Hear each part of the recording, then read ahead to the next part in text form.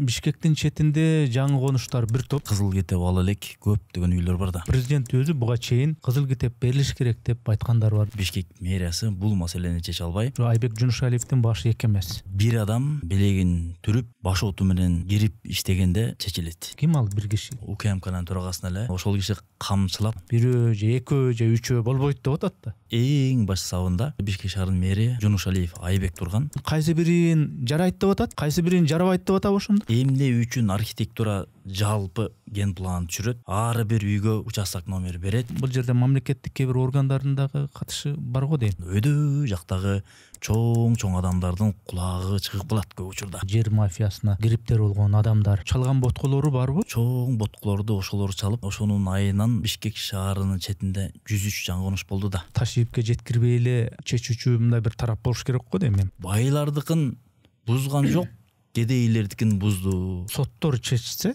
демек бул сотко байланыштуу маселе экен да. Баарынан дагы ушу Чүй областной сотторунун айымдары аябагандай сулуу экен да. Кимде чындык, кандай кылганы туура? Мыйзамда кандай жазылса, ошону менен иш алып бара берсек.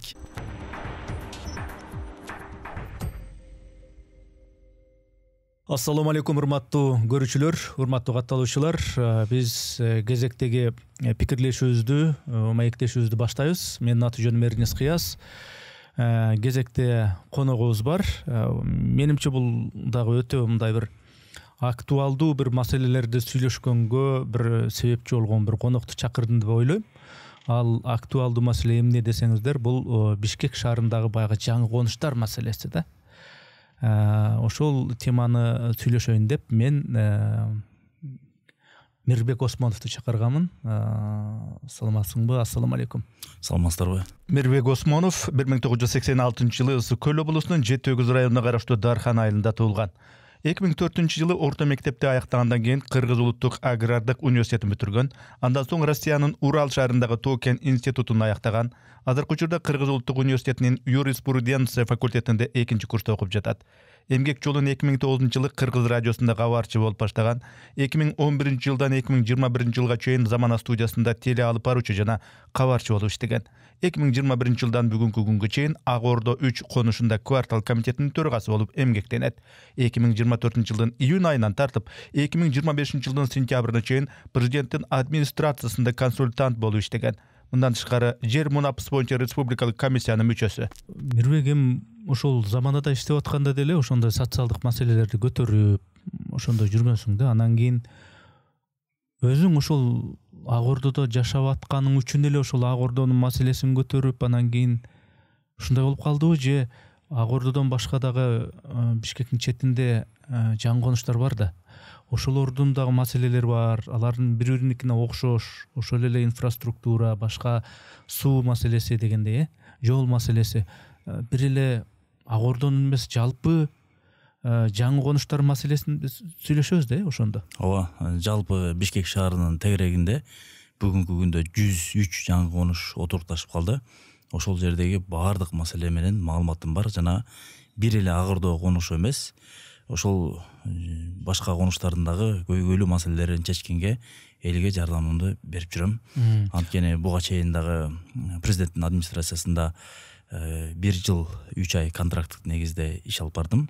Бир гана жер мунапысы боюнча болгондуктан бардыгынан маалыматым бар. Демек, Ак үйдүн деңгээлинде дагы элдин ичиндеги катмарды дагы жакшы билесин деген бул маселе да, ошондочу. Тереңден билесин деген.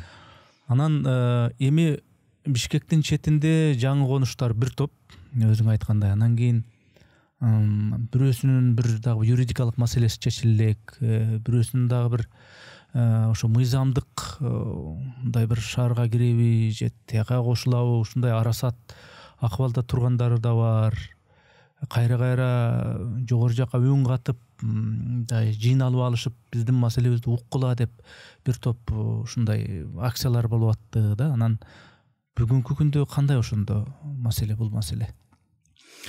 Бүгүнкү күндө буга чейин негизи бул маселе абдан татаал болуп келген. Анткени кызыл китеп ала элек көптөгөн үйлөр бар да. Ошолорго кызыл китеп берүү максатында президент Садыр Нуркожоевич 2021-жылы барып, Ак Ордо конушунан жер мунапсын жарыялаган. Ошол күндөн баштап кызыл китеп берүү иши жанданды. Бул бир гана Ак Ордо конушу эмес, жалпы Кыргызстан боюнча иштелди. Мыйзам иштелип чыкты. Кыргызстандын бардык аймактарында курулуп калган үйлөрдүн бардыгы мыйзамдашсын деген мыйзам кабыл алынып, жобо иштелип чыгып, ошонун негизинде иш алып барылууда. Бирок бүгүнкү күндөгү абал мышык ыйлагыдай абал. Анткени маселенин бардыгы чечилбей, үйүлүп эле келатат.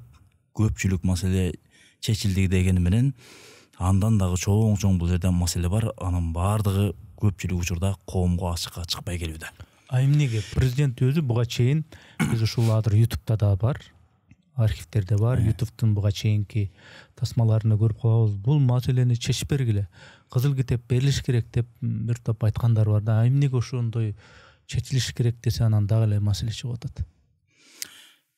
Бул тармакта бир адам белегин түрүп баш оту менен кирип иштегенде чечилет. Бир адам баш оту менен кирбесе бул маселе чечилбейт экенине мен эмнегедир көзүм жетип баратат да. Анткени жагы конуш абдан чоң, экинчиден көйгөйлүү маселе өтө татаалдашып кеткен да. Мисалы, биз бирөөнүн 2 гектар жери бар дейли. 2 гектар жери болсо, анын үлүш китеби бар колунда. Ошол 2 гектардын үстүндө жашаган элдерге кызыл китеп берип атабыз, бирок экөөнүн тең укугун биз каттап атабыз. Мындайча айтканда, кадастрга үлүш китептин да укугу катталуу, кызыл китеп алган жашоочунун дагы укугу катталуу. Ушундай татаалдашкан маселе бар. Ошондо жанагы бир киши каттуура кириш керек деп атпайсың? Ошол ким ал бир киши, ким кириш керек? Эми президенттик аппараттан атайын бир өкүл шайланып, менин жеке пикиримде жалпы жаңы конуштар боюнча иш алып баруу керек. Ошондой эле республикалык комиссия түзүлгөн президенттик аппаратта. Ал комиссиянын төрагасы Азамат Сактанбекович азыр президенттин жана министрлер кабинетинин чечимдерин контролдоо башкармалыгынын начальниги. Бирок комиссиянын төрагасы бирок анын таптакыр убактысы жок. Эки жака көп чыгат президент менен. Ал эми жер боюнча маселе эң артта калып атат. Ошо жаңы конуштун 2021 жылдан кийин эмес, кийин курулган үйлөрдүн ошо үйлөрдү салгандарга, үйдүн ээлерине мына бул жерде бир күч органдары тарабынан эгер ушул өзүңөрдүн калыңор менен 10 күндүн ичинде ошолорду бузгула деген бир эскертүү кагаздары таратылыптыр, Бишкек мэриясы тарабынан. Анан ошентип атса эми кыжалат болот да адамдарчы, эми кантебиз депчи. Ошол жагынан кандай, эмне кылыш керек эми? Арасат акыбалда. Бүгүнкү күндөгү эң актуалдуу маселенин бири ушул. Бир жума мурун Бишкек шаарынын мэриясы сиз айткандай 2021 жылдан бери курулган үйлөрдү 10 күндүн ичинде өзүң буз, бул болсо күч органдары келип бузат деген эскертүү барагын таратты. Чейин курулгандар да барбы? 2021 жылга чейин курулгандар бул жер мунапсын алкагында мыйзамдашып атат. Алар кызыл китеп алды жана алып атат. Ошол эле аймактарда. Ошол эле аймактарда. Андан кийинки кургандар бузулат экен ошол. Бузулат экен деп эскертүү. Логика кандай болуп калат ошондо? Бул өтө туура эмес деп айтат элем. Анткени мисалы менин үйүм турат дейли. Бул мисалы Ак Ордо конушун мисал келтирсем, 1000 гектар дейли. 1000 гектарга айыл чарба министрлиги айдоо жерге жараксыз деген кортунду чыгарган. Демек, айдоо жерге жараксыз дегенден кийин ал жерге буудай себи, арпа себи, беде себи иштетүүгө мүмкүн эмес. Мэриянын билдирүүсү боюнча 2021-ден кийин сен курулгансың, бул жерди бузуп кой, биз айдоо багытындагы калыбына келтиребиз деген нерсе. Эмне болгон карама каршылык бул ошондо? Эмне болуп калды? Бул терең түшүнбөстүктүн айынан, же болсо ошол жерди изилдебегендин айынан, же мыйзамдарды жакшылап окубагандын айынан ушундай болуп атат. Анткени менин үйүм турса, менин үйүмдүн жанындагы бош жер кошунаныкы. Мен кызыл китеп алдым, бирок кошунам кече былтыр салып койгон болсо, ошол жерди бузуп кой дейт. Анда бул шахмат тартибиндеги бош жерлердин бардыгын ошондой кылуу бул таптакыр туура эмес. Бул жалпы жонунан трансформация болду деп эсептелет. Жана айыл чарбага жараксыз дегенден кийин 2021ден кийин курулса дагы ал жердин баардыгы мыйзамдаштырууга жатат. Себеп дегенде жер мунапысынын 5 субъектисинин бирөө ушул. Бирөө. Бул айыл чарбага жараксыз десе, анда ал жерде жер мунапысынын алкагында кызыл китеп берүүгө мыйзам жол берет. Эки мамлекеттик орган бири-бирине ошондой карама-каршы болуп калатса, ошондо муну ким чечет ошондочу? Ошондо ким муну чечиш керек? Бирөөсү тигиндей деп, статусун тигиндей деп айтып атса, бирөөсү башкача айтып атса, анан ортодон эми сиздин жеке пикириңизби же мыйзамга таянып айтып атсаңыз керек, мындай кылып чечсе болот дегендей кылып айтып атасыз да, ошондо кайсы кимде чындык, кандай кылганда туура? Бул ошол мыйзамда кандай жазылса, ошону менен иш алып бара берсек, бул туура эле болот да. Себеп дегенде мыйзамда 5 субъекттин бирөөсү болуп атпайбы? Айыл чарбага жараксыз деген кортунду болсо, бул мыйзамдаштырууга кетет деген жөнөт. Муну ушул райондогу эле комиссия жана Бишкек мэриясы эле чечип койчу маселе. Бирок Бишкек мэриясы бул маселени чече албай, элди дүрбөлөңгө салып, бүгүнкү күндө буш айман кылып, ошол эскертүү кагазы келгенде көптөгөн адамдардын жүрөгү кармап, бирөөсүнүн аялы больницага түшүп калып, ооруканага, бирөөсү болсо ооруп, телефон чалуулар да болду, үйгө чейин келгендер болду. Себеп дегенде жарым өмүрүн арнап Россияда иштеп жүрүп, үй салып, үй куруп жашап атса, ошондой эскертүү барагы көчөдө жүргөн адамдан эмес, мэриянын кызматкерлеринен келгенде бул атаң өлдү дегенден дагы катуу тиет экен. Жо, ал Бишкек мэриясы ошентип эскертүү бергенде бир кайсыдыр бир мыйзамгабы, жобого таянып атат да, жөндөн эле чык деп атат. Бир нерсеге таянып атат, алардын жүйөсү эмне болуп атат? Бул жерде 2000 мыйзамда өз билемдик менен курулуп калган үйлөр жана фундаменттер деп жазылганда, 2021 жылга чейин деп так жазылганда, 2021 жылдан беркилер бул мыйзамсыз жана бузуш керек деген жүйөнү карманууда. Бирок ошол учурда айыл чарба министрлиги айдоо жерге жараксыз деген кортунду берип атпайбы? Муну каяка көтөрүп чабабыз? Ошо сиз эле көрүп аткан нерсени ал көрбөй атабы ошондо мэри? Көрүп атат алар деле. Анан толук кандуу иш алып барбай атабы? Мага да бул жагы бир аз түшүнүксүз бойдон калууда. Президенттик администрацияда ушул жаңы конуштар маселеси боюнча иликтеп чыктым деп айттың да. Анан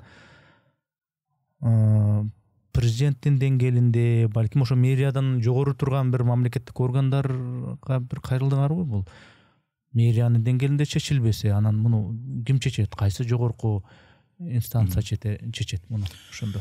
Ошо бир жума мурун жаңы конуштарга эскертүү барагы берилгенде, Ак Ордо, Ылдый жактагы тынчтык бул өчөдөсү өскөн Ордо бизге салкын жай деген конушта келди жана Кудай берген конушу ошо Бишкек шаарындагы бир нече жаңы конуштар келип, кол чогултуп, биз президенттин атына кат жазып, киргизип, ошол президенттин аппаратына таштап койдук. Ага бир 300-400 кишиден ашык киши кол чогултуп берди.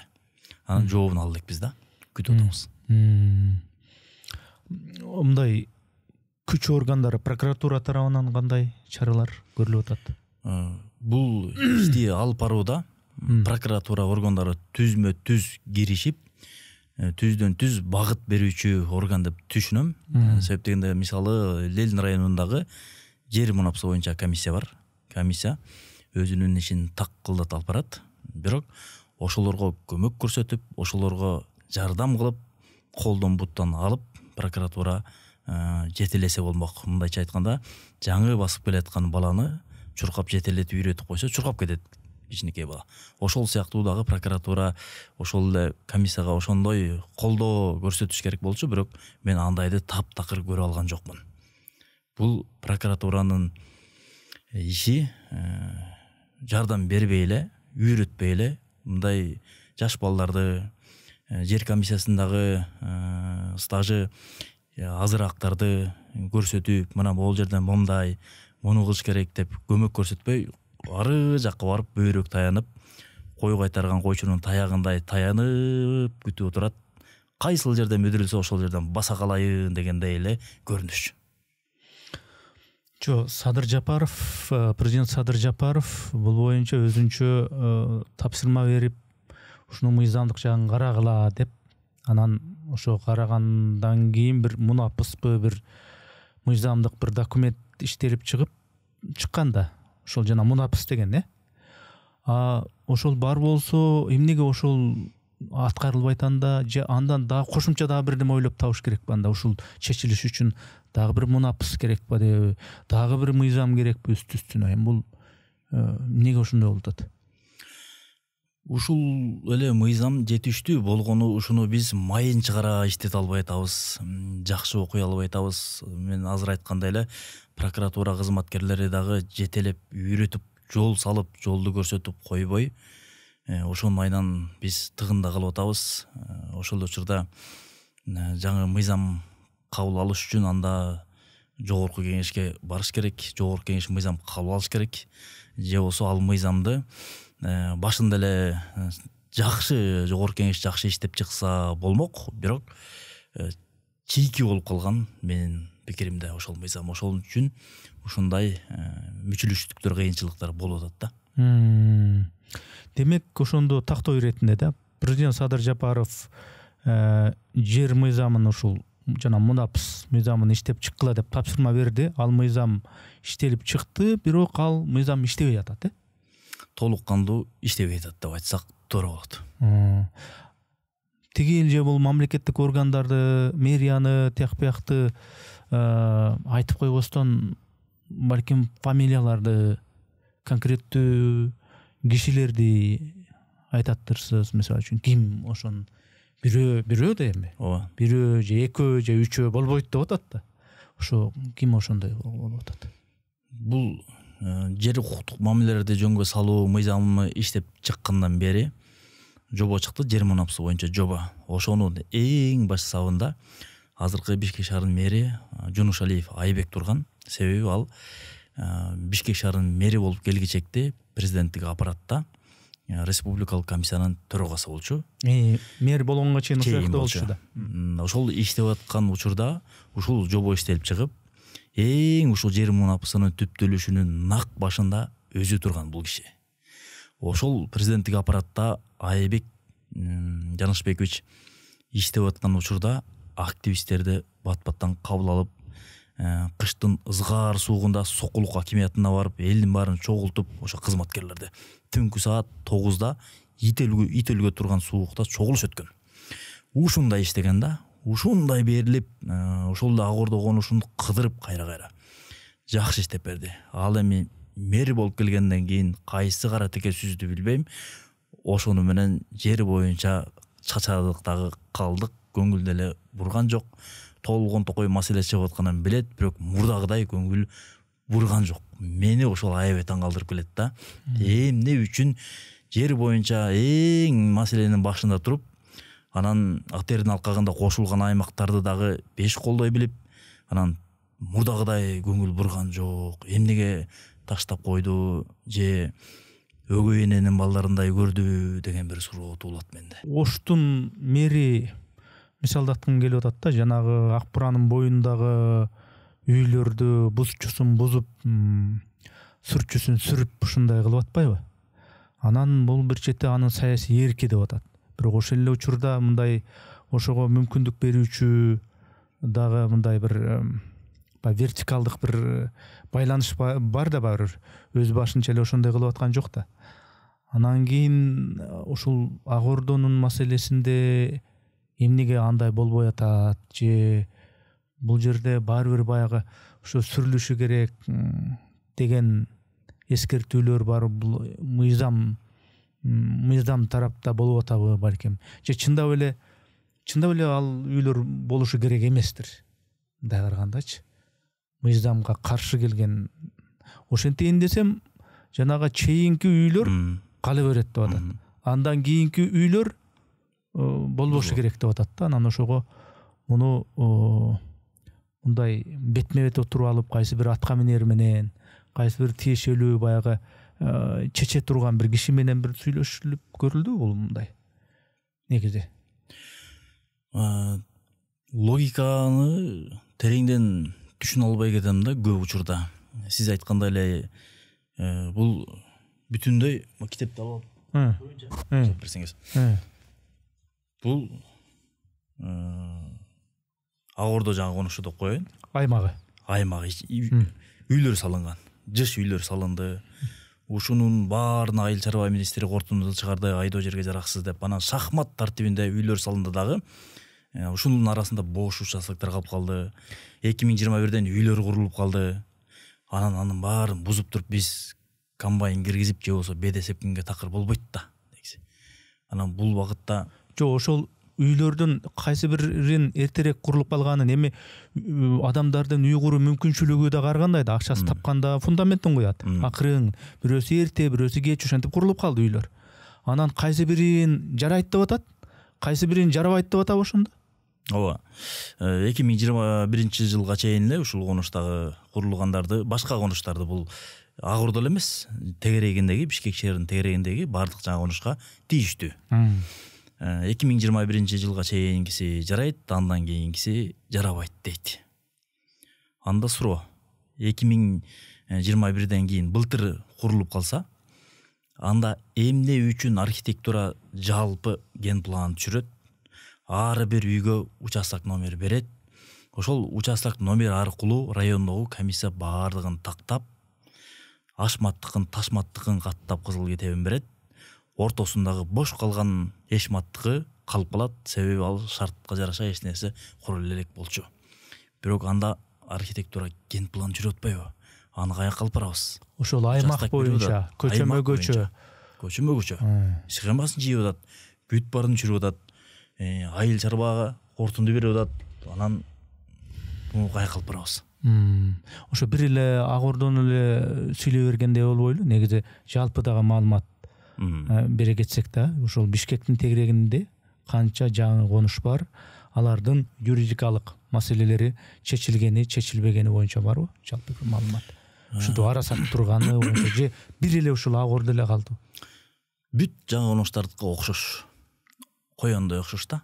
Анткени АТРдин алкагында дагы өткөн, Бишкек шаарында өткөн 103 жаңы конуш бүгүн Бишкек шаарынын тегерегинде отурукташып калды. Бул өтө чоң, эбегейсиз чоң жыш жайгашкан аймактар болуп эсептелет. Элдер абдан көбөйдү. Көк жар конушундагы 172 контурду ала турган болсок, ал жерде дагы аябагандай оор маселе бар. Жакында эле снос кылып бузду көпчүлүгүн, жанагы курулуш кылып иштегендерди, ашкана кылып, дүкөн кылып иштеп аткандарды, склад кылып иштеп атканын бузду көбүнчөсүн. Бирок баардыгын эмес. Ошол жерге мен 2 жолу бардым, барып көрөйүнчү эмне болуп атат деп барсам, элдер айтты: "Мына байлардыкын бузган жок, кедейлердикин бузду. 2 айырма болуп калды. Биз эмне үчүн биздикин бузат? Бул кошуналардыкы калып калды. Чоң заңгыраган складдары калып калды. Тандалма саясат жүрүп атабы" деген суроо берди мага. Мен эч нерсе дей алган жокмун. Алардын суроосу өтө курч жана татаал. Ал эми ал жерге жерлерине архитектура ген план чийген эмес, ээн талага дагы курулуп калган үйлөр бар. Бул бир гана көк жар эмес, башка конуштарда дагы ушундай маселе бар. Ошол олуттуу маселе, олуттуу суроо, олуттуу бойдон калууда бүгүнкү күндө. Менин жеке пикиримде, бирок ошонун баардыгын мыйзамдаштырып, кызыл китеп бериш керек. Ал эми ошол жаңы конуштардын жанында бош гектарлаган жерлер бар. Бош. Ошонун баардыгы сатылып кеткен. Биз ошолорду көздүн карегиндей сактап, эч нерсе курдурбай алып калсак чоң жеңиш болот. Ал эми биздин азыркы жүргүзүлүп аткан саясатта курулуп калган үйлөр менен иш алып барбай, курулбай турган бош жерлерди сактап калуунун алдын ойлонуш керекпиз. Ошол өтө чоң оор маселелердин бири. Негизи ошол талап, ошол нерсе сакталып атабы мамлекеттик саясатта? Мына айдоо аянттары, бош жерлерге акырын бир үй түшүп, анан экинчи үй түшүп өзүнөн өзү эле. Акырын 10 үй болуп, анан ошо айдоо жерлери анан кийин ошо мындай мыйзамсыз эле анан көп курулуп калып, анан бир 20 чакты үй түшүп, анан кийин ай бизге мыйзамдаштырып бергиле деген нерсе мындай токтоду да. Азыркы эң туура суроо бердиңиз. Буга чейинки маселе ушинтип көбөйүп кетти да. Бири ичип, анан оны ичип эле анан кыйкырып чыгып, каяка барабыз, талаада калабызбы депчи. Бирок ошолор кургучакты биз алдын ала албай калдык да. Эркиндик берип койдук, көзөмөл болгон жок, каршы терси үйлөр курулуп кетти. Бирок андан кийин 2022-жылы же 23-жылы президенттин мыйзамы чыккан. Ээн талаага, айдоо жерлерге үй курса катуу чара колдонобуз деген да. Бул жагы туптуура. 2023-жылы болуш керек. 23. Ага чейин жанагындай кылып курулуп келе берген 2023 болду. Мындан кийин андай өзүм билемдик токтосун деди. Бош ээн талай эремечөл айдоо багытындагы жерлерге курулбасын деген мыйзам иштелип чыккан. Муну колдойм мен. Бул туура.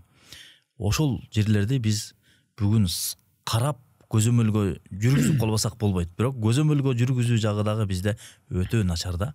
Биз жакшы карай албай, көзөмөлдөй албай эле үйлөр курулуп кетип атат. Ошондуктан менин пикиримде курулуп калган үйдүн баардыгын мыйзамдаштырыш керек. Жана бош турган гектарлаган жерлерди сактап калыш керек. Жана бир айым менин үйүм бузулуп атат деп чырылдап соц тармакка чыгып, анан кийин президент буга өзү көңүл буруп, анан буга маани берип, анан үйүн куруп берди го.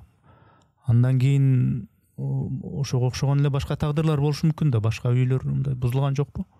Эмне болду? Марал айымдын үйү такыр мыйзамсыз бузулган.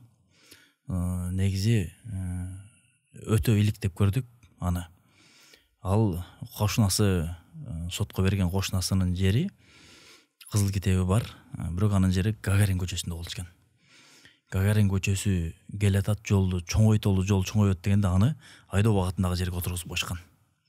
Бул жерден кадастрдан өдө кеткен. Мамлекеттик орган кадастр ошентип койгон. Айдоо багытындагы жерге көчүрүп коет. Анын кызыл китеби жолдо калып калат. Анан жер мунапысы башталат, архитектура келип өзүнүн так мыйзамын аткарып номер берип атат. Бул айдоо багытындагы жер деп. Сот болсо сноско деп чечим чыгарган, анан бузуп салган 1-март күнү. Ызычуу болуп, эл чогулуп, анан президент күтүүсүздөн ген прокурору менен кирип келди. Ошол жерде турганбыз биз дагы. Суроолорду бердик, курччуларга суроолорду. Маселенин баардыгын айттык. Чүй Сокулук району акими менен Чүй областынын губернаторунун кызматтан алды эртеси. Андан кийин иш аябагандай жанданган. Бирок президент келип кеткенден кийин бир дагы үй снос болгон жок. Ошол учурдан кийин Сокулук соту 500-ге жакын снос боло турган арыздын баардыгын артка кайтарган. Себеби бул жаңы конуштарда үйдү бузуу таптакыр мүмкүн эмес. Анткени булардын астында үлүш китептер бар. Үлүш китеп бир эле ашматтык эмес, 3 адамдын үлүш китеби чыгышы мүмкүн 4 сотук жерде. Ошондуктан снос кылуу мүмкүн эмес. Мисалы, ол 4 сотук жер болсо, бирөө ушул жерге мына үйдүн ордо турат дейли. Үйдүн ордо. Бирок ушул жерден могу жерден бирөөнүн үлүш жери, биянан бирөөнүн үлүш жери өтүп атат. Сотко берген бир эле үлүш жер сотко берет. Бирөө берген жок да. Анан баарын бузуп салат атпайбы? Мындайча айтканда сот баарын бузганга чечим чыгарып атат. Жанындагы үлүш келип туруп ташмат айтат да, мен муну буз деген эмесмин. Менин да жеримде турган, муну эмне бузуп салдыңар десе ким жооп берет? Ушул сыяктуу маселе көп. Жок, ошо бул жерде дагы бая суроону кайталагандай болуп калып атам. Эмне үчүн ушул мамлекеттик деген органдар ошо бирин-бири түшүнүшпөйт. Бирөө бирди чыгарса, кадастры да бир чыгарса, да башкасы бирди чыгарып, эмне үчүн мындай болот да, муну ким жөнгө салыш керек? Же президент өзү келип, канчыбек ташип келип, бирөөнүн телефонун ыргытып, кана деп, анан териштирип атып, анан ошо жерде Мирбек пайда боло калып, ал мындай болгон, бул мынткен, бул тигинткен деп анан түшүндүрүп, анан ошентип ар бирине ошентип барыш керекпи? Же эмне кылыш керек ушуну? Бизде ушул жер боюнча маселеде кадр таптакыр жок экен да. архитектурада, кадастрда, айыл өкмөт мэрияларда бизде кадр өтө аз экен, жок эсе экен деп айтсак болот. Профессионалдар жок эсе. Ленин району боюнча, Ленин районуна көптөгөн жаңы конуштар кирди. Аябаганда чоңда бир эле жер адиси бар. Жер адиси бирөө. Эми ушунун баарына алгантип жетишет. Анан профессионалдуу кадр жоктун айынан ушундай биз туңгуюктан чыга албай эле эзилип эле куйругун тиштеп айланган иттей болуп айлана берет экенбиз. Сот эмне үчүн үйдү бузат? Мисалы, бирөө арыз жазса, сот сноско деген чечимди чыгарыш үчүн ал 99 документ чогултат сот. Айыл өкмөттөн сурайт, бул жер кандай жер, эмне болду эле, качан берилди эле. Кадастрдан сурайт, жери каякта жайгашкан, эмне болгон жер, тарых таржымалын бер. Архитектурадан сурайт, областнойдон сурайт, тийиштүү адам баарынан сурап туруп, анан сот чечим чыгарат аягында үй бузулсун деп. Ошол учурда сот сурап атканда, ошол кадастрдагы айыл өкмөт соттун талабына кынтыксыз так жооп бергенде, бул жерди бузганга болбойт. Бул жерде ташматтын ашматтындагы үлүш жерлери чыгып атат, илешип атат. Аны азыр биз буз деп айта албайбыз деп бир так жооп бергенде үйлөр бузулбай калат. Анткени соттагы ошол келген кагаздарга таянып атпайбы?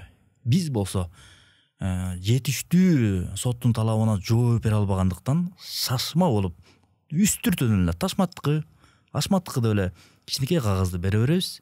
Сот болсо аны факты катары тиркей берет кагазга. Анан аягында күнөөсүз ак жерден бирөөлөрдүн үйү бузулуп кеткен ошондон болуп атат. Ак жерден үйлөрү бузулуп кеткендердики бул башка маселе. Анда жөнү бар. Бирок ошол эле учурда баягы маалымат каражаттарына биз уга калып, көрө калып жүрөбүз. Жанагы жер менен окат кылган шылуундар, ушул жер сатуу бизнеси менен алектенген жана жер мафиясына ушул кириптер болгон адамдар, булардын дагы бир чалган ботколору барбы бул жерде, же мындай нерселер алардын такыр тиешеси жокпу?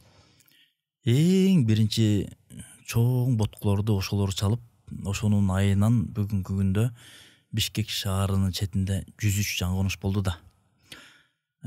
Бул шаардын чекесинде мурун колхоз убагында иштеген үлүш ээлеринен сатып алган 2010-жылдан кийин.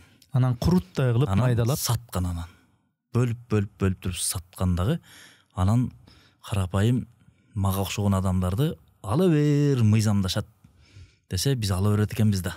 Барып эле мөнө 3 жылга ишеним кат жазып берип койсо эле, аны кызыл китептей көрүп алып алабыз. Анан ошентип жерлердин баардыгын бүт сатып, анан бүгүнкү күндө көптөгөн жаңы конуш болуп, тыгындын баардыгы ушундан келип чыгып аткан бирден бир себеби ошол. Бирок аларды бүгүнкү күнгө чейин биз жоопкерчиликке тарта албай атабыз. Сен айдоо багытындагы жердин максатын бузуп, эмне үчүн төр соттуктан саттың деген суроону күндө бериш керек. Андай суроо бере албай атабыз. Эмнеге алар жоопкерчиликке тартылбайт?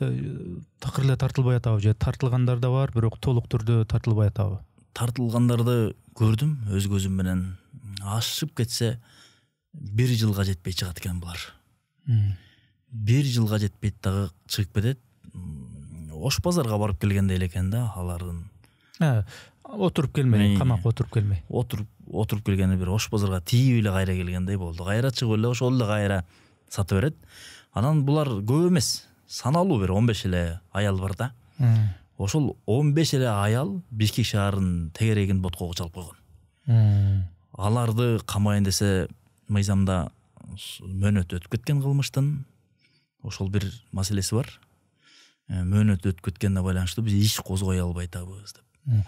Бирок алар деген өз башы менен эле ошентип иш кыла бербейт да. Жана уруксат берүүчү, мөөр басып берүүчү мамлекеттик органдар менен кадимкидей жолун чийдирип, столбасын койдуруп дегендей атайын тилке кылып, участок кылып бөлдүрүп сурагандарга мынакей бүткөнү калды.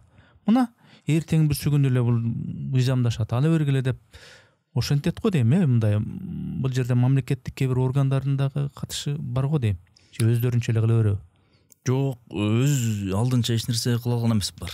Убагында булар жаңы оңоштун баардыгы мурун сатылган да. 2010дон кийин сатылган. Көпчүлүгү 15-16 жылдары, 17 жылдары сатып алып, анан кийинчерээк үй куруп атат да. Мына фундаментин пайдаланууга куюп койгон кээ бирөө. Бирок буларды сатканда сөзсүз райондогу атка минерлер аралашкан. Акимияттан аралашкан убагында. Сокулукка караган, ошо Аламидин району, кадастрдан аралашкан, өйдө жактагы чоң адамдардын кулагы чыгып калат көп учурда. Бирок бүт бардыгын мен чогултуп жүрөм, дайындап жүрөм, фактыларды кайсы бир учур келгенде ошол фактылардын бардыгын жайып берип, бетин кызарта турган чоң адамдар бар. Карапайым эл болсо бир жерде жашаш керек.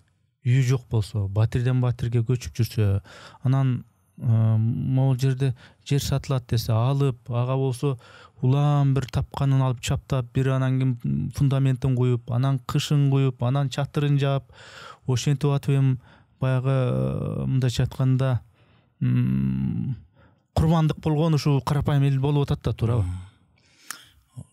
Эч нерседен кабары жок алып алып үйдө жарым өмүрүнүн ардамынан үйдүн пайдаланууын куруп, бүгүнкү күндө күнөөлүү адамдар ошолор болуп атканы өкүндүрөт да. Негизи эле өзүм үй салып көрдүм да.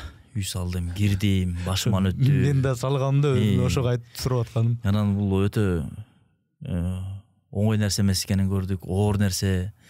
Баягы устага эч нерсе таппай өз колуң менен уж иштедик дегендей. Анан ушу үйдү бузабыз десе эле менин жүрөгүм зыркырай берет да. Кантип бузат? Эмне күнөө аларда депчи. Анда жерди бербей койбойбу башында? Жанагы уруксат нерселерин мөөрлөрүн баспай койбойбу? Анда болбойт деп катуу каккан казыктай болуп мыйзам. Анан ошо мен дагы өзүм бир жаңы конуштардын биринде тапканыма жараша жанагы биринчи фундаментин коюп, улам келип фундаментиме карап кетем. Анан кийинки жылы акча болгондо тиги кирпичин куям дегенде, анан ошол бир 6-7 комнаттын бир комнатын эле бүтүрүп алып, батирде жашабаганыма, батирге төлөбөй атканыма сүйүнүп, ушинтип жашайсың. Анан ошентип жашап атсаң, элдин баарыбыз эле ошол жер жаңы конуштарда жыргаганынан эмес да. Анан сүргүлө. Бул жерден буяка кирип кетиптир, алгыла деп атса, бул жерде мындай жооп берген, мөөр баскан, уруксат берген тараптар жооп бериши керек го дейм, биринчи. Сүрдүрө элек дейм да. Логика боюнча.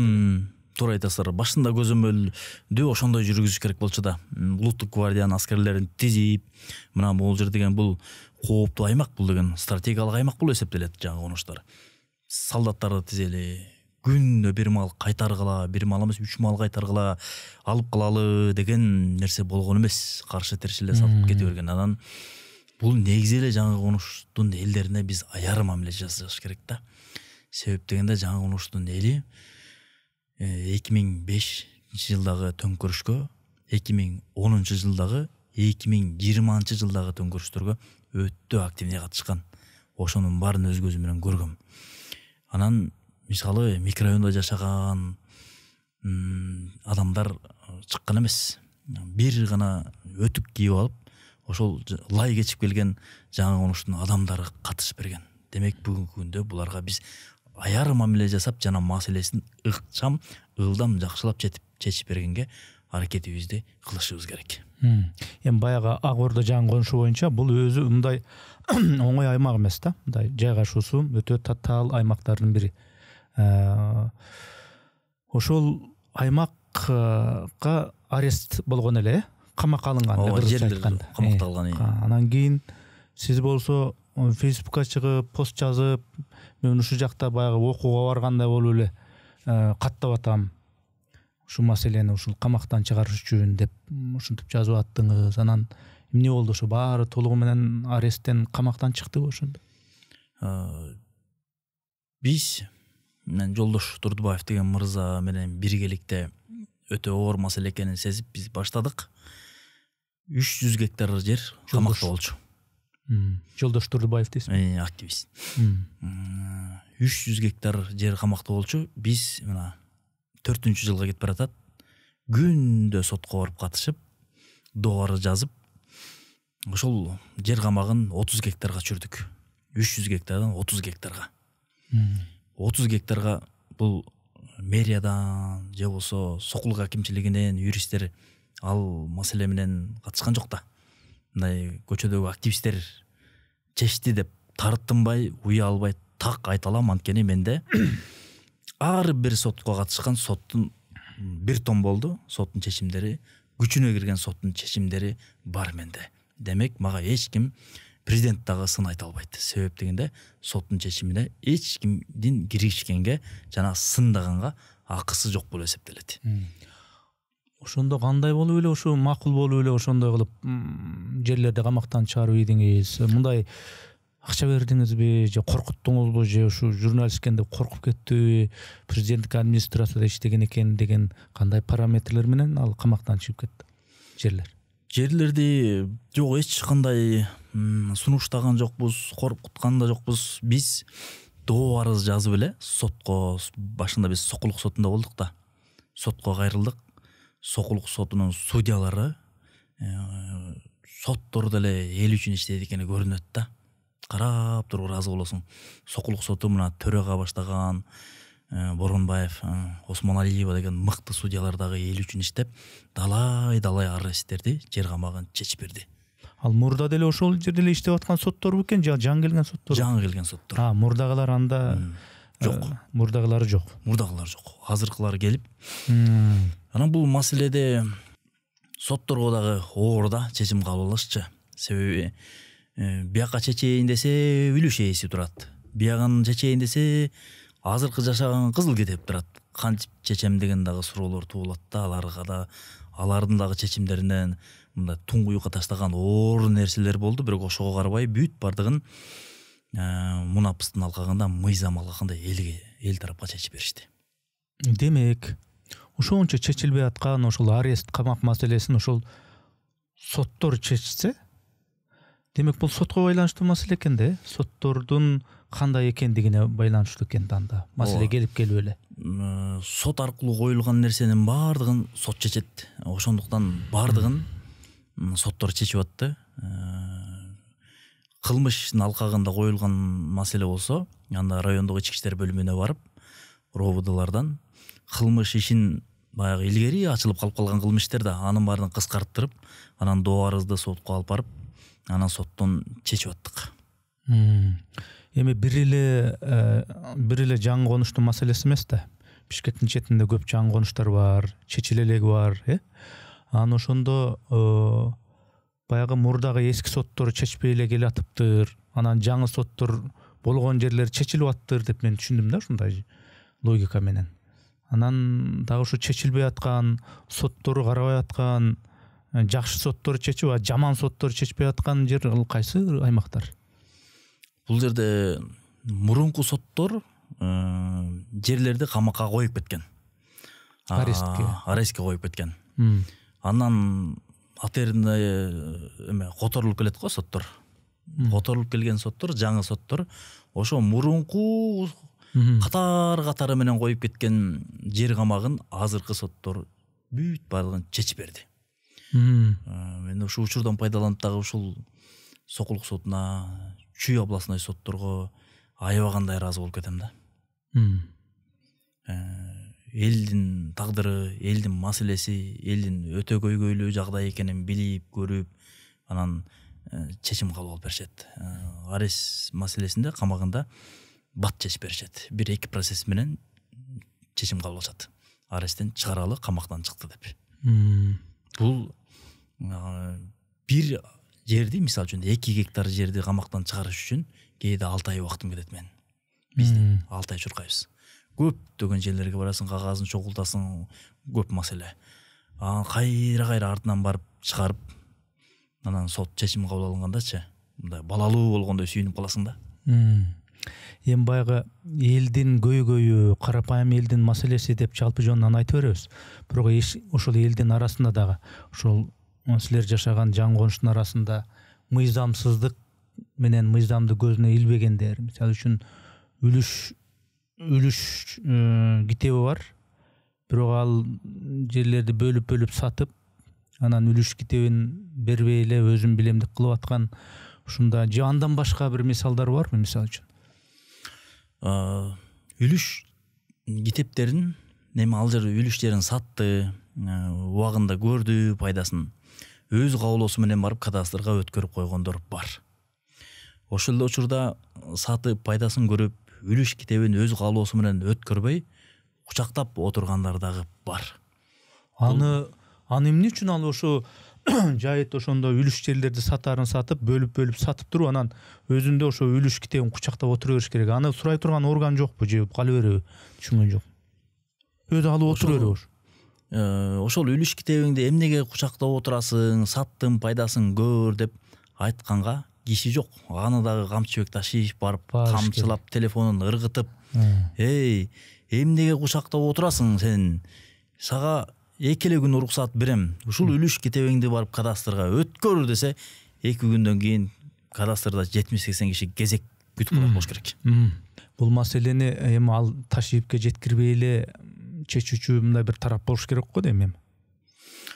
Менин же сөзсүз Ташиев же Садыр Жапаров алмак салмак келип анан ошондой нерселерди кылыш керекпи? Биздин коомдо дагы бир ушундай көнүп калды окшойт да. Экөө келмейинче жата беребиз дегендей бир эме туюлат да, эмнегедирчи.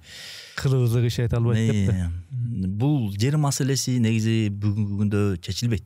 Быйыл дагы, кийинки жылда да чечилбейт. Бул жер маселеси жылдан жылга оорлоп келатат деп айтсам туура болот да. Себеби мен аралашып жүрөм да.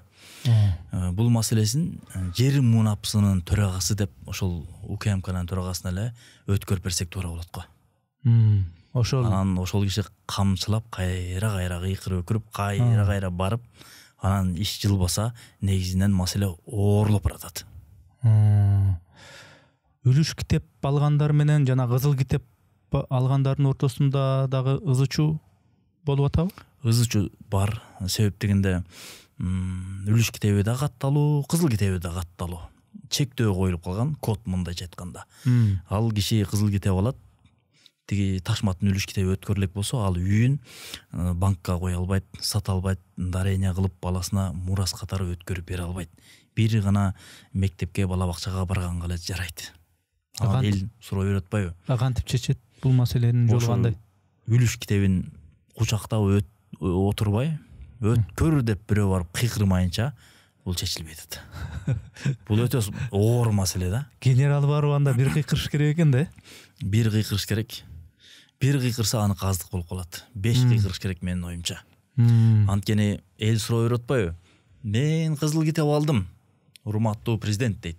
Бирок алган кызыл китебим эч нерсеге жарабай атат. Мен банкка коюп оокат кыла албайтам, ишкердик кыла албайтам, балама мурас кылып өткөрө албайтам, сата албайтам деп нааразычылыгын билдиргендер бар. Мына бул жаңы конуштардын көпчүлүгүн мындай шаарга өттүңөр деп мындай тырмакча ичинде кубантышты да. Шаардык болуп калдык депчи. Мен жашаган Биримдик деген жаңы конушту дагы шаарга кошулдуңар деп.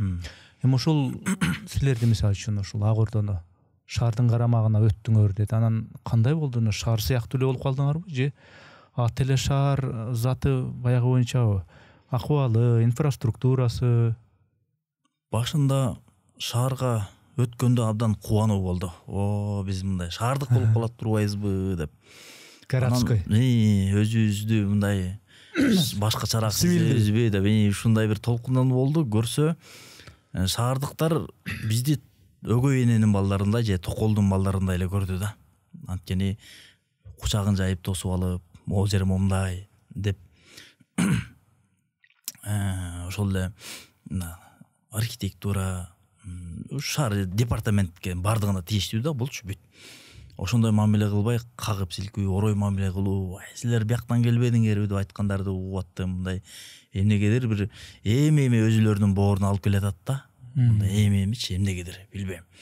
Анткени шаарда маселе оңой менен чечилбейт экен. Татаалдашып кетиптир да. Чырмалышып калганда өзүнүн эле чырмалышкан мыйзамдар менен эрлерди убара кылуу, азап тозокко салуу, кечиктирүү ошондой маселе аябагандай көп экен. Шаарга өткүчөктүү маселе Сокулук районунан ыкчам бат чечилип, чечимдер баттан кабыл алынчу. Шаарга өткөндөн кийин аябагандай оор болуп такыр чечилбей калды. 10-15 орунда каралабы маселе. Негизгиси могу 4 райондун маселеси, чок ортодогу райондордун борбор каладагы маселеси баары бир биринчи каралат. Анан тиги жаңы конуштар шаарга өткөн. Анан аныкы 15-чи маселе болуп калат, ушундайбы мамиле? Артта калат мамиле ошондой эле. Анан мисалы жер мунапысы бул өтө актуалдуу нерсе да. Кызыл китепти ыкчам бергиле, жеринен барып тактагыла деп өйдө жактан камчылып атат. Өйдө жактан. Ошол эле ДЖСтин балдары, жерге жайгаштыруу, шаар куруу жана жерге жайгаштыруу департаментинин балдары бир бузук ниеба менен жүрөт. Талкаланган, анысын түртүү оталдырма, союздан калган ниеба менен жүрөт. А бирок эң актуалдуу жумуш ошолорду кылып атат да. Биз кайсыл жерде жумуш күчөп атат, жумуш иши кайнап атат, ошол жака мындай басым жасап жардам берели, ошол жерге колдон буттан алалы дебей, ошондой жерлерге союздан калган эски машинаны берип коюп анан камчылай беребиз да. Болбойсуң деп. Ал эски ниеба менен кантип окутулат? Жүрүп атса, түртүп оталдырып атса. Негизи мына кызыл китеп бергиле бизге, кызыл китепти ололу деген ушундай маселе негизи качан токтойт? Мындай токтойбу негизи, бул же уланып кете береби? Токтойт, менин болжолумда 5 жылдан кийин токтойт. Мен кызыл китеп алдым, отурукташып калдым деген нерсе 5 жылдан кийин токтойт. 5 жылга чейин бул маселе токтобойт. Анткени эч нерсе азыр чечилбей эле. Эмнеге 3 жыл эмес, 2 жыл эмес, 5 жыл да токтойт? Объем көп, отурукташкан кошуналар көп, коңшулар көп, конуштардын маселесин чечүүгө бери жагы эле 5 жыл керек. Сложный маселе, оор маселе да. Жеке сиздердин ошол жаңы конушта жер маселеси, жерди жок дегенде шагыл төшөө, асфальт, жарыктандыруу, газдаштыруу, эми шаарга кошулдуңар да. Мындай шаардыктардай атайын бир объекттерди салуу, мектеп жана башка ушул маселелер мындай комплекстүү чечилгенби? Чечилсе канча пайыз чечилген силерде? Жеке бизде жаңы конушун айтып турган болсом 18 гектар ФПС'ин жери бар болчу, мамлекеттин жери. 2021 жылы президент барып ошол жерди мектеп, бала бакча курулсун деп чечип берген. Бүгүнкү күндө 2 мектеп курулуп атат, дагы бир мектептин орду бар, 3 гектар. Анан бала бакча курулуп атат, бүтүп атат, жана оорукана курулуп атат. Ошондой чоң бир жерде сактап кала алдык. Жакшы иш болуп атат ал жагынан, мактоого арзыйт. Башка жаңы конуштарда дагы мектепке, бала бакчага деп алып калган жерлер бар, көпчүлүгү башталды элек. Ошонун бардыгы башталса жакшы болуп калат. Ал эми жанагы газ киргизүү маселеси бизге кире элек. Бизге эмес, жалпы эле жаңы конуштарга 2028 же 29 жылдары газ киргизүү маселеси башталат.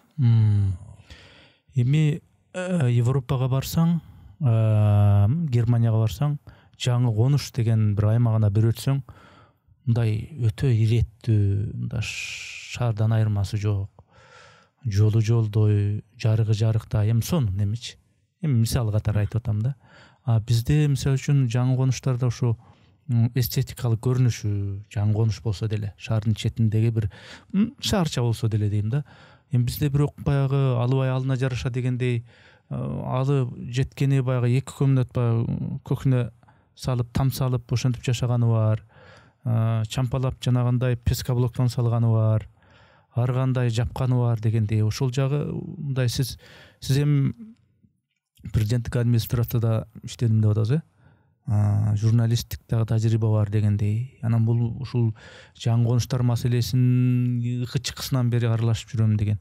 Мындай жаңы конуштардын эстетикалык көрүнүшү жагы кандай, ойлондурбайбы? Албетте ойлондурат. Бул жаңы конуш маселеси курулуп атканда бардыгына эч ким көңүл бурган эмес да. Архитектура ген план чийген эмес, пландаган эмес. Мына могул жерге муну коелу, же болсо мындайдан бир кубик сыяктуу кылалы, асмандан жакшы көрүнөт экен деген план такыр болгон эмес да.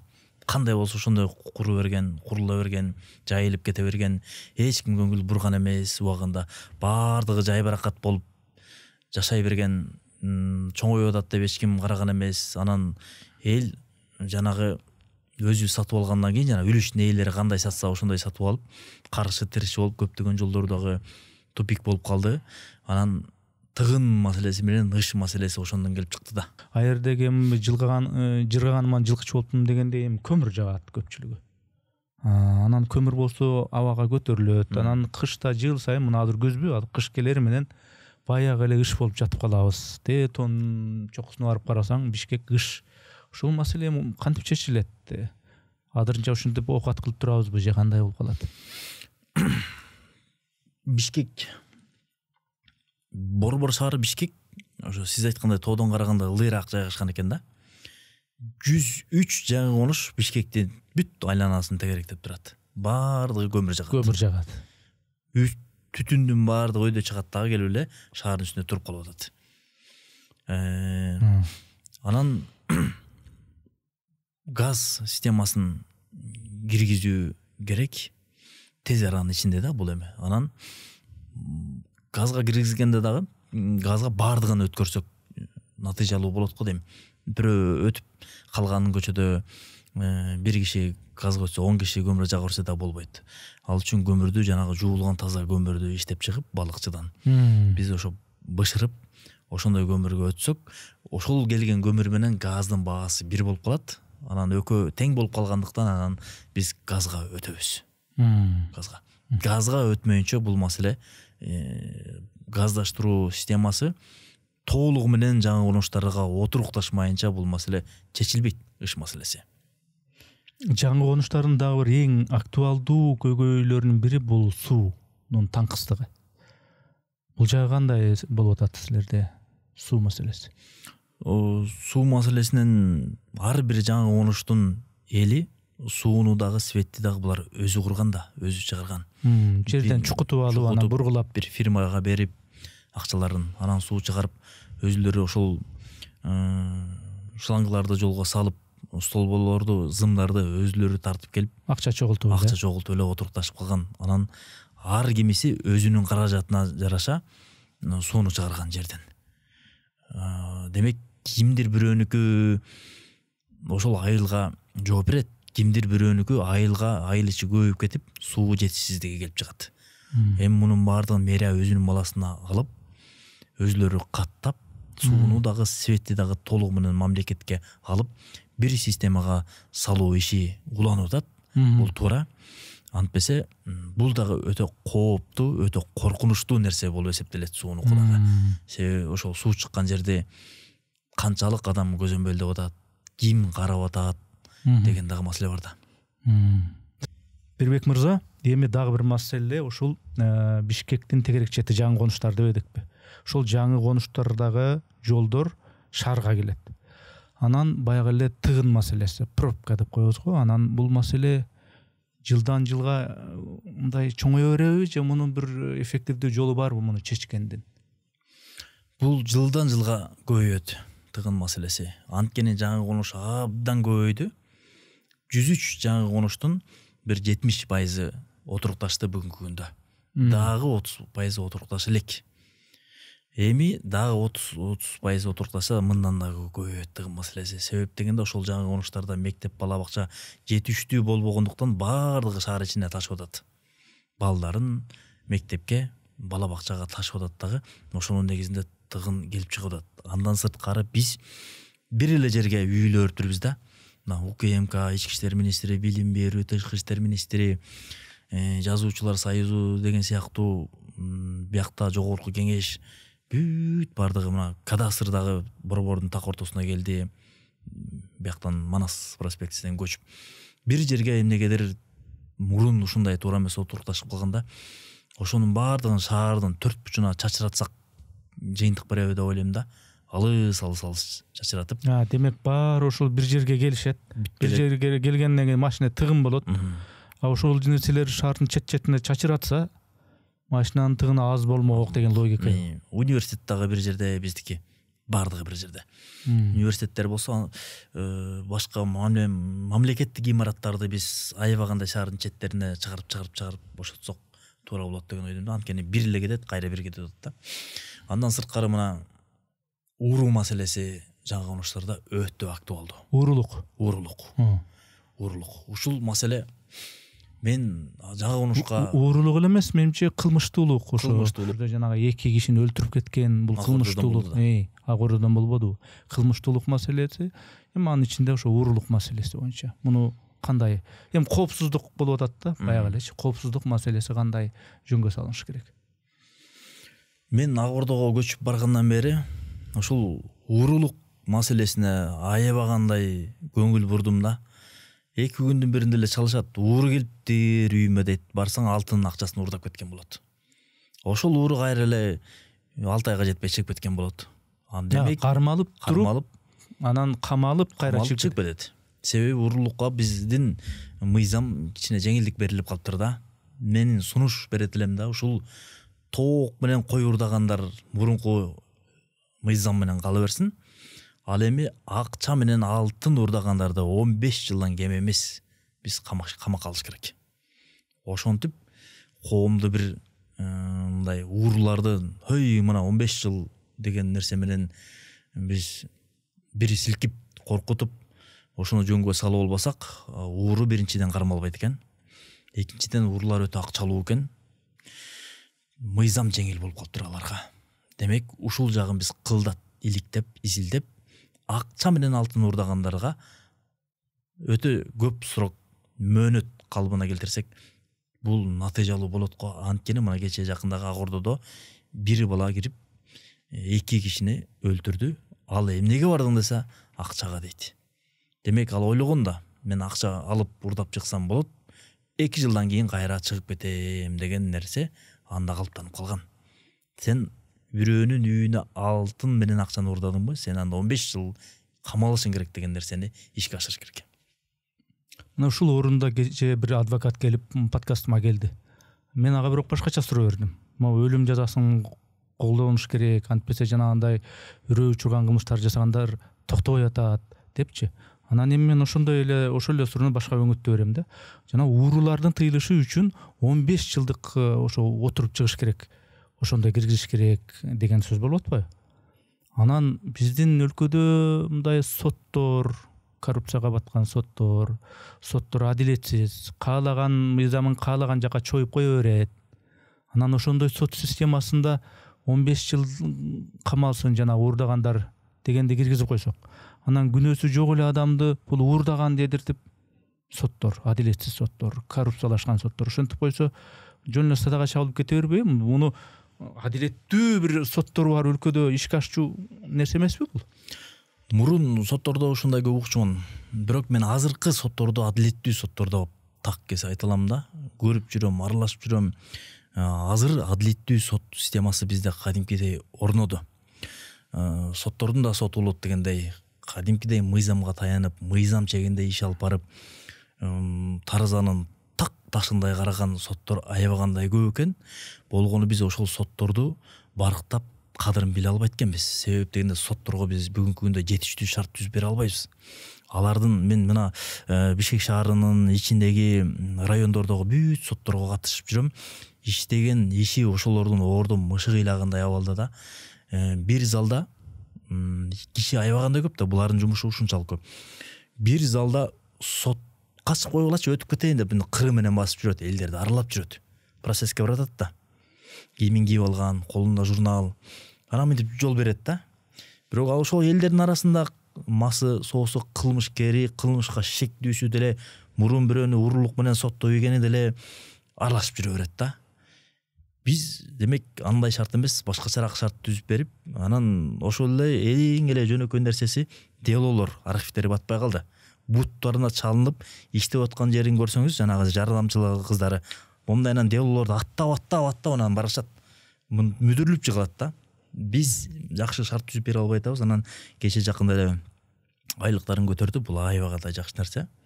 Анан баарынан дагы ушу Чүй областындай сотторунун айымдары аябагандай сулуу экен да. бул элдин тарабын талашкан мыйзам чегинде жер мунапысын таанып жакшы чечип берген карапайым элдин жашоосунда жашап жүргөндөй эле элес калтырат эмнегедир. Жакшы. Жаңы конуштар четте жайгашкан, шаардын четинде, бул тоо түзөңдөргө, адырларга жакын жерде. Анан биз четке чыгарыбыз менен пакеттерди көрөбүз, ыргытылган таштандыларды көрөбүз. Ошол маселеси кандай жолго коюлган? Ушул Агордо деле эмес, тигиле жаңы конуштарда ушул таштанды маселеси өзүнүн нугунда элеби? Же жалпы жаңы конуш боюнча таштанды маселесинде Бишкек шаардын мэриясы толук кандуу иш алып бара элек.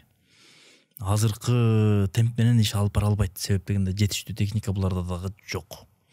Азыр жеке фирмалар кызмат көрсөтөт. Чоң жанагы машиналарга чөпүрөк сапырактарды илеп алып, ошолорду ташыйт. Өтө орчундуу маселе. Анткени салафандарды, бөтөлкөлөрдү ыргытып, анан аны кайра өртөгөндө ден соолукка ушундай зыян экенин билесиң, кадимкидей барып айтасың. Бул өтө кооптуу, коркунучтуу, анан эң актуалдуу маселелердин бирин айттыңыз. Муну жанагы менин жеке пикиримде ошо салафандарды эмес, кагаз түрүнө өткөрүп, кагаз. Анан жанагы бөтөлкөлөрдү желим эмес, айнектен сыяктуу нерсеге өткөрсөк, ушул дагы бир жакшы натыйжа береби деп ойлой берем да. Анткени алган киши алат экен, ыргытып берет экен кайра эле. Мирбек мырза, мен берейин деген суроолордун баарын бердим. Анан жыйынтыктоо иретинде кандай бир логикалык бир бүтүм иретинде биздин подкасттын сөз сизде. Чоң рахмат сиздерге. Биздин жаңы конуштардын, жашоочулардын маселеси чечилип, элге жакшы турмуш, жакшы жашоо келсин, баардыгы жакшы болсун. Чоң рахмат сиздерге. Чоң рахмат. Ишиңиздерге ийгилик. Жараткан туура жолдон, акыйкат жолдон адаштырбасын. Чоң рахмат. Рахмат.